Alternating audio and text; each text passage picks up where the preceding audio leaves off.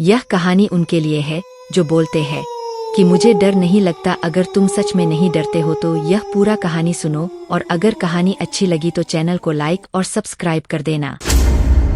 उस रात आसमान में बादल ऐसे जमे हुए थे जैसे कहीं जाना ही न चाहते हों। हवा चल रही थी लेकिन उसमें ताजगी नहीं थी, बस एक अजीब सी नमी थी जो त्वचा से चिपक जाती थी।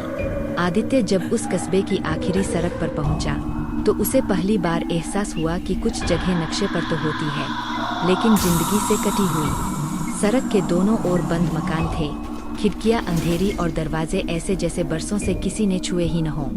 उसी सड़क के आखिर में वह मकान खड़ा था, बाकी घरों से अलग, ज्यादा टूटा हुआ नहीं, ज्यादा डरावना भी नहीं, बस असहज, जैसे किसी ने उसे जबरदस्ती समय में रोक दिया हो। आदित्य ने बैग जमीन पर रखा और कुछ पल तक उसे देखता रहा। उसे लगा जैसे मकान के अंदर से कोई उसकी मौजूदगी नोट कर रहा हो, बिना देखे। ताला खोलते ही दरवाजे ने धीमी सी आवाज की, जैसे शिकायत कर रहा हो। अंदर घुसते ही ठंडी हवा ने उसका स्वागत किया। यह ठंड मौसम की नहीं थी। फर्श पर धूल जमी थी, लेकिन बीच बीच में साफ जगह थी, जैसे कोई हाल ही में गुजरा हो। आदित्य ने इस पर ज्यादा ध्यान नहीं दिया।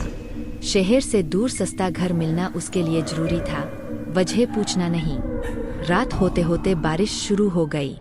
छत पर गिरती बूंदों की आवाज धीरे धीरे एक लय में बदल गई। आदित्य बिस्तर पर लेटा रहा, आंखें बंद किए, लेकिन नींद उससे दूर ही रही। तभी ऊपर से किसी के चलने की आवाज आई।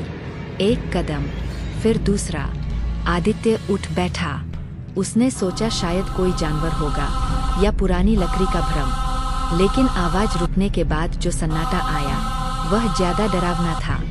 फिर किसी के रोने की धीमी आवाज गूंजी, इतनी धीमी कि अगर ध्यान न दो तो सुनाई न दे। आदित्य अनजाने में सीढ़ियों की ओर बढ़ा। हर सीढ़ी उसके नीचे कराह उठती।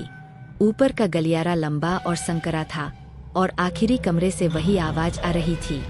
जैसे ही उसने दरवाजा खोला, आवाज बंद हो गई। कमरे में कोई नहीं था, बस दीवारों पर खरोंचों के निशान थे, ताजा नहीं लेकिन गहरे। पीछे से फुसफुसाहट आई, मत जाओ। आदित्य पलटा, लेकिन वहां कोई नहीं था। उसी पल दरवाजा अपने आप बंद हो गया। अंधेरा छा गया और हवा भारी हो गई। उसे लगा जैसे दीवारें पास आ रही हों। उसके कानों में कई आवाजें एक साथ भरने लगीं, हंसी, रोना, नाम पुकारना। फिर अचानक सब शांत। जब रोशनी लौटी तो वह नीचे वाले कमरे में था। दीवारों पर कुछ लिखा था, नाम, बहुत सारे नाम, कुछ धुंधले, कुछ साफ। आखिरी नाम अभी बन ही रहा था। उसके दिल की धड़कन तेज हो गई जब उसने अपना नाम उभरते देखा। उसी पल उसे समझ आया कि यह जगह लोगों को डराने के लिए नहीं, रोकने के लिए है। अगले कई घंटों में समय बिखर गया। कभी वह खुद को उस घर के पुराने दिनों में देखता, एक परिवार, हंसी, दिए, और कभी उसी रात में जब आग लगी, दरवाजे बंद थे और कोई बाहर नहीं जा सका। घर ने उन्हें नहीं छोड़ा था, न तब न अब। एक छोटी परछाई उसके सामने आई, बच्चे की। उसने कुछ नहीं कहा, बस देखा। उस नज़र में डर नहीं था, थकान थी। आदित्य ने पहली बार बोला नहीं, सुना। उसने सवाल नहीं किए, बस मौजूद रहा। और जैसे जैसे वह सुनता गया, घर की दीवारों की घबराहट कम होती गई। हवा हल्की होने लगी। सुबह की पहली रोशनी खिड़की से अंदर आई तो आदित्य जमीन पर बैठा था, थका हुआ लेकिन सुरक्षित। दरवाजा खुला था। बाहर वही सड़क, वही सन्नाटा। उसने पीछे मुड़कर देखा। मकान अब भी वही था, लेकिन अब उसमें वह भारीपन नहीं था, जैसे किसी ने उसकी बात सुन ली हो। आदित्य वहां से चला गया। बाद में उसने उस घर के बारे में लिखा, बिना बड़ा चाहकर, बिना डर को बेचने की कोशिश किए। बस कहानी जैसी थी। लोग पढ़ते गए और धीरे धीरे उस मकान को तोड़ दिया गया।